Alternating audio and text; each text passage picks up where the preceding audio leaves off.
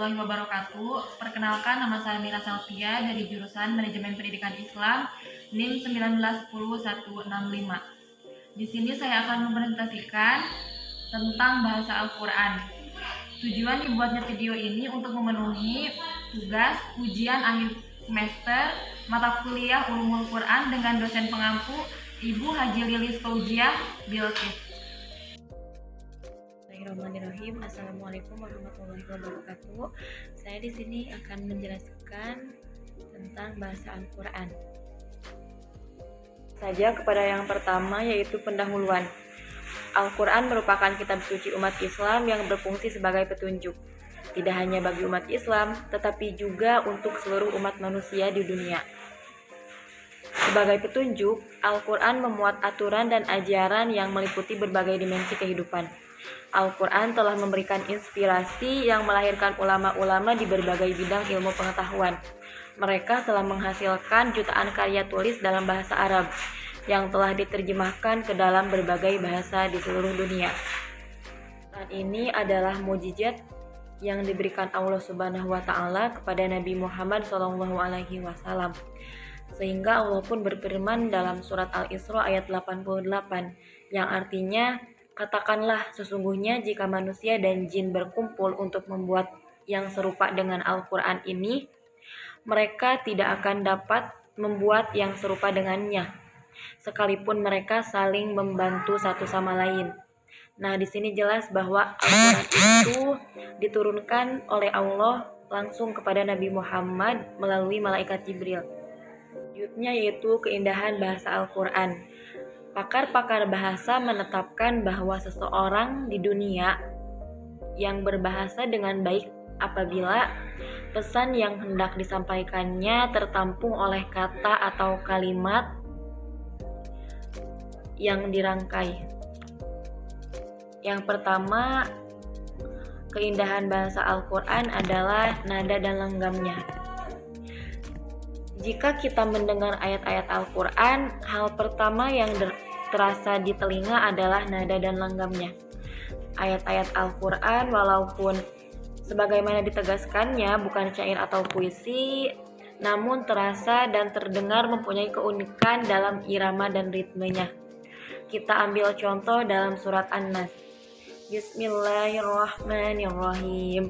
Qul a'udzu birabbin nas, malikin nas, ilahin nas. Nah, sudah jelas ya di sini ayat 1 dan 2-nya itu terdengar ada keterkaitan atau enak didengar. Yang kedua ada singkat dan padat. Tidak mudah menyusun kalimat singkat tetapi banyak makna. Karena pesan yang banyak, bila Anda tidak pandai memilih kata dan menyusunnya, maka memerlukan kata yang banyak pula. Al-Quran memiliki keistimewaan bahwa kata dan kalimat-kalimatnya yang singkat dapat menampung sekian banyak makna. Selanjutnya, yang ketiga, memuaskan para pemikir dan orang kebanyakan. Jika kita membaca artikel, kita boleh jadi menilainya sangat dangkal, sehingga tidak sesuai dengan selera pemikiran dan para ilmuwan. Boleh jadi juga sebaliknya, sehingga ia tidak dapat dikonsumsi oleh orang kebanyakan. Al-Quran tidak demikian. Bisa jadi seorang yang awam akan merasa puas dan memahami ayat-ayat Al-Quran sesuai dengan keterbatasannya. Tetapi ayat yang sama dapat dipahami dengan luas oleh filosof dalam pengertian baru yang tidak terjangkau oleh orang kebanyakan. Selanjutnya yaitu yang keempat, memuaskan akal dan jiwa. Manusia memiliki daya pikir dan daya rasa, atau akal dan kalbu. Daya pikir mendorongnya antara lain untuk memberikan argumentasi guna mendukung pandangannya. Sedangkan daya kalbu mengantarkannya untuk mengekspresikan keindahan dan mengembangkan imajinasi. Dalam berbahasa, sulit sekali memuaskan kedua daya tersebut dalam saat yang sama. Ada sesuatu yang unik dalam Al-Quran, yaitu kemampuannya menggabungkan kedua hal tersebut. Karena itu, ketika berbicara dengan sesuatu hukum, misalnya redaksi yang ketetapan hukum itu dengan argumentasi logika dan dengan bahasa yang berbeda-beda. Selanjutnya, yang terakhir, keindahan dan ketetapan maknanya. Tidak mudah menjelaskan bahwa Al-Quran bagi yang tidak memiliki rasa bahwa bahasa Arab atau paling tidak mengetahui tentang tata bahasanya. Jika kita membuka surat Az-Zumar, kita akan menemukan uraian tentang orang-orang kafir dan mukmin yang diantar oleh para malaikat ke neraka dan saja kepada sebab bahasa Arab menjadi bahasa Al-Quran yang pertama. Al-Quran untuk semua manusia. Berbeda dengan kitab suci agama sebelum Islam yang diperuntukkan khusus kepada kalangan terbatas. Al-Quran diperuntukkan untuk seluruh makhluk yang bernama manusia. Maka bahasa yang digunakan Al-Quran haruslah bahasa yang punya posisi strategis bagi semua bangsa manusia. Dan bahasa itu adalah bahasa Arab dengan sekian banyak alasan. Di antaranya, 1. Bahasa Arab adalah bahasa tertua di dunia. Ahli sejarah bahasa mengatakan bahwa Nabi Adam dan istrinya Hawa adalah manusia yang pertama kali menggunakan bahasa Arab, sebab mereka diciptakan di dalam surga, di mana ada dalil yang mengatakan bahwa bahasa penduduk surga adalah bahasa Arab. Ketika Adam alaihissalam menginjakan kaki pertama kali di permukaan bumi, maka bahasa yang dilafazkannya tentu bahasa Arab. Kalau kemudian anak Adam berkembang biak dan melahirkan jutaan bahasa yang beragam di muka bumi, semua berasal dari bahasa Arab. Jadi bahasa Arab memang induk dari semua bahasa yang dikenal umat manusia. Wajar pula Al-Quran yang diperuntukkan untuk seluruh umat manusia menggunakan bahasa yang menjadi induk semua bahasa umat manusia. Yang kedua, bahasa Arab paling banyak memiliki kosakata. Sebagai induk dari semua bahasa di dunia dan tetap digunakan umat manusia hingga hari ini, wajar pula bila bahasa Arab memiliki kosakata dan pembendaharaan yang sangat luas dan banyak. Selanjutnya, kenapa bahasa Arab menjadi bahasa Al-Quran adalah Al-Quran berlaku sepanjang masa. Berbeda dengan kitab suci agama lain yang hanya berlaku untuk masa terbatas, Al-Quran sebagai kitab suci diberlakukan untuk masa waktu yang tak terhingga, bahkan sampai datangnya kiamat. Maka bahasa yang digunakan Al-Quran haruslah bahasa yang tetap digunakan oleh umat manusia sepanjang zaman, yaitu bahasa Arab.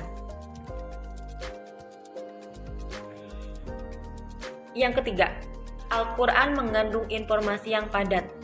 Di antara keistimewaan bahasa Arab adalah kemampuannya menampung informasi yang padat di dalam huruf-huruf yang singkat. Sebuah ungkapan yang hanya terdiri dari 2 atau 3 kata dalam bahasa Arab mampu memberikan penjelasan yang sangat luas dan mendalam. Sebuah kemampuan yang tidak pernah ada di dalam bahasa lain.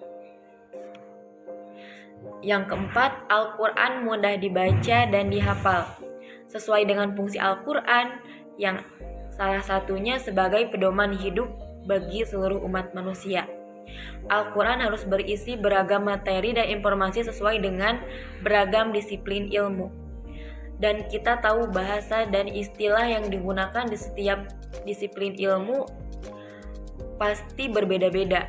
Dan sangat boleh jadi seseorang yang ahli di dalam sebuah disiplin ilmu akan menjadi sangat awam bila mendengar istilah-istilah yang ada di dalam disiplin ilmu lainnya. Salah satunya karakteristik bahasa Arab adalah mudah untuk dihafalkan. Bahkan penduduk gurun pasir yang tidak bisa baca tulis pun mampu menghafal jutaan bait syair, Masya Allah. Dan karena mereka terbiasa menghafal apa saja di luar kepala, sampai-sampai mereka tidak terlalu butuh lagi dengan alat tulis atau dokumentasi. Wah, ternyata bahasa Arab ini banyak membawa pengaruh positif untuk kita semua. Yang terakhir, Al-Quran indah dan tidak membosankan. Salah satu keunikan bahasa Arab adalah keindahan sastranya yang tanpa kehilangan kekuatan materi kandungannya. Sedangkan bahasa lain hanya mampu salah satunya. Kalau bahasanya indah, kandungan isinya makin tidak terarah. Sebaliknya, kalau isinya informatif, maka penyajiannya menjadi asik diucapkan. Tidak ada satupun bahasa di dunia ini yang biasa tetap terdengar indah ketika dibacakan, namun tetap mengandung informatif kandungan yang kaya, kecuali bahasa Arab. Nah, perlu teman-teman tahu, nanti ketika kita meninggal dunia, kita akan dikuburkan, dan dalam kubur itu kita akan ditanya oleh malaikat. Kita menggunakan bahasa Arab tuh ditanya.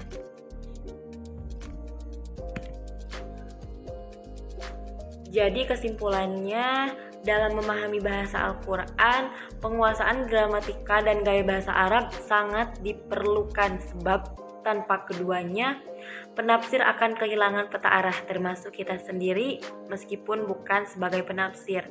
Kita harus memahami sedikit demi sedikit bahasa Arab. Sebelum saya tutup, saya ucapkan terima kasih kepada Ibu Haji Lilis Fauziah Bilqis, dosen pengampu mata kuliah Ulumul Quran di semester 3 ini. Semoga ilmu yang diberikan bermanfaat untuk saya pribadi dan terkhusus untuk Ibu sendiri.